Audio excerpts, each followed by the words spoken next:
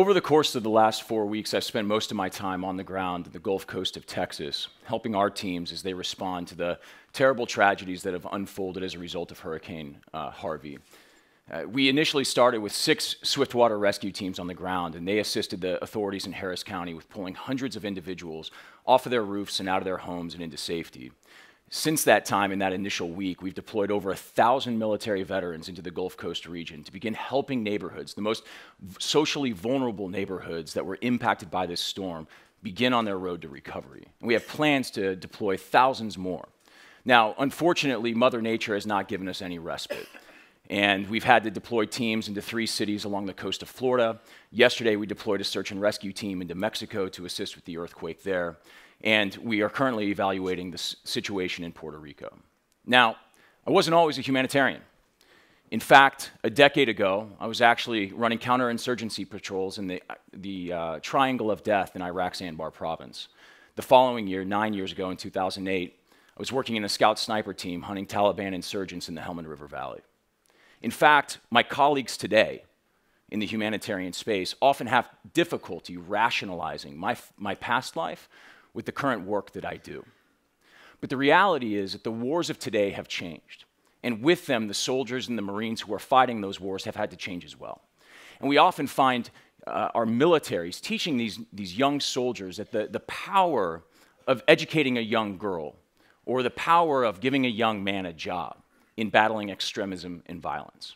And the reality is that as the battlefields have shifted and changed, our warriors and the strategies and tactics have had to change with it. And we now find ourselves with militaries who see as much value in nation building and promoting peace in keeping security and stability in today's world. Now, I didn't realize at the time when I was serving in the U.S. Marine Corps that my life as a warrior would soon intersect with my future life as a humanitarian. But that happened, unfortunately, in January 2010 when a devastating earthquake hit the nation of Haiti. I found myself helping to organize a team, working with a friend, William McNulty, a handful of other Marines, my college roommate, Jeff Lang, and a handful of doctors. It was actually almost like the start of a bad joke as a couple of Marines, a flamboyant doctor, and a Jesuit priest walked into Haiti. But we got down on the ground, and we began immediately providing medical triage work in different parts of Port-au-Prince, parts of Port-au-Prince that were too dangerous to go even before one of the world's worst humanitarian crises. And as we were down on the ground, we realized that everything that we were doing was simply using the skills and experiences that the Marine Corps had taught us to help people on their worst day. And what I also realized is just because my time in uniform was over, just because I had left the military, didn't mean that my desire to serve had left me. Didn't mean that the skills that I had learned could no longer be of use to mankind. And so we came back and we decided to incorporate this idea, this concept, into a nonprofit organization called Team Rubicon, with the goal of building a new kind of disaster response organization by using a new kind of human capital, recruiting the men and women from Western militaries around the world to use their skills to help people in their greatest moments of need. And what we realized was that the challenges that we were facing were almost overpowering. The reality is that the frequency and cost of natural disasters around the world have been increasing at a frightening rate, and we've heard that plenty of times yet today. Last year alone in the United States, insurable losses as a result of natural disasters eclipsed $20 billion, and twice that amount, $40 billion in uninsured losses. The cost estimates to recover from Hurricane Harvey and Hurricane Irma range from $150 to nearly $300 billion. The costs are devastating, and we have to find a better way. Almost completely separate from that, we've had 3 million men and women in the United States who have come home from service overseas since 9/11.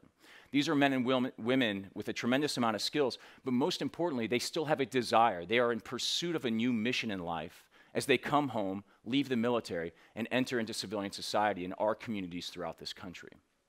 These are men and women who we've put developed a lot of skills into. They have skills in leadership, logistics, operational planning, risk mitigation. They have medical skills. They've had to hone these skills in some of the toughest environments imaginable. They've had to perform these skills under the duress of combat. They've been used to using advanced technologies to enable their mission at large scale. And when they come back, they still have these. Now, the reality is that the U.S. taxpayer has invested a tremendous amount of money into these individuals. We have put taxpayer dollars to train these people. You paid $45,000 on average for the basic U.S. Marine, $320,000 for a West Point cadet, $2 million for a Navy SEAL, $6 million for a Navy fighter pilot. But when these individuals leave the military and go back to their communities across this country, we don't ask for a continued return on that investment. Now, how much sense does that make?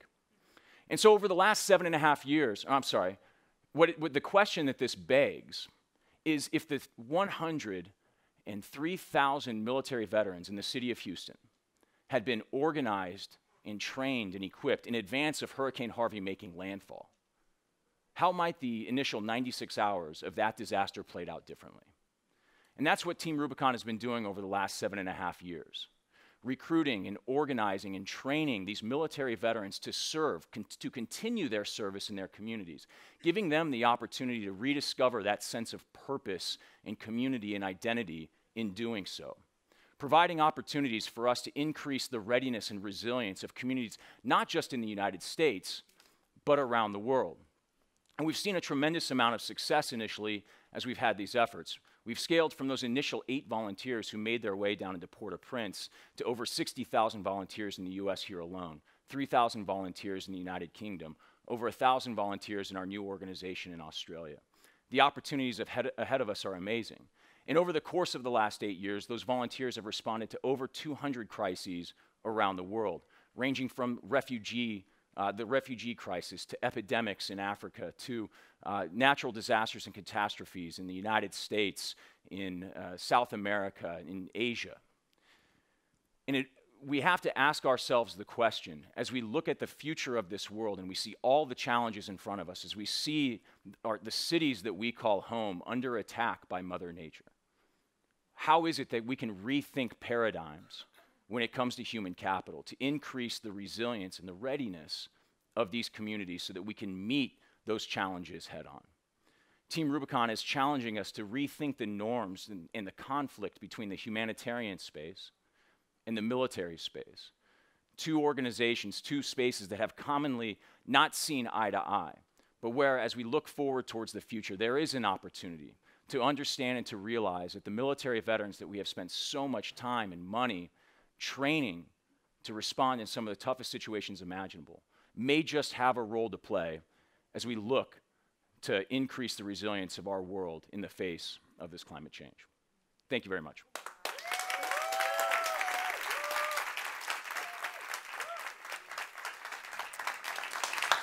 Thank you, Jake. And I know all of you probably have questions. I should note our speakers will be around all day today, but I'm going to ask this first question. Just one. Just one. We'll see how much we have time for. We've known each other for a few years, and in the last 5 years, Team Rubicon has scaled from 2,000 volunteers to 60,000 volunteers, which is a kind of scale that is both admirable and challenging, I'm sure. So can you talk us through how, as you've scaled, you've dealt with the challenge, lessons you've learned, and also how you've kept what makes Team Rubicon as you move country to country? Yeah, I think what we see is that the challenges that we're addressing are massive, right? And I think that what we've tapped into is the desire by these 3 million men and women to continue to serve. Mm-hmm. And we've simply provided them an outlet that makes them feel valued, that utilizes the skills that they already have. And we've coupled that with this vision that we can impact the world. We can help our neighbors, whether they're our neighbors across town or across the world, help them on their worst day when they need us most. And we've been able to take that vision and then build a culture around it that, as you said, helps us get shit done in really challenging and complicated environments. And so I think, people want to rise up to those types of challenges, whether they were in the military or not. And we've just been able to tap into that. I like to say we just haven't screwed it up yet. But really, the work remains ahead of us, and we're excited to take it on. So one other question for you quickly. In reporting on Team Rubicon for DevX, one of the things that came across is that the humanitarian sector and military don't always collaborate as effectively as you might hope. And how have you worked through that challenge? I think it'd be a good message on collaboration. Yeah, it's absolutely been a challenge. And the humanitarian space and the military space have been at odds for very good reasons throughout history. And I certainly can understand why those two have not always seen eye to eye.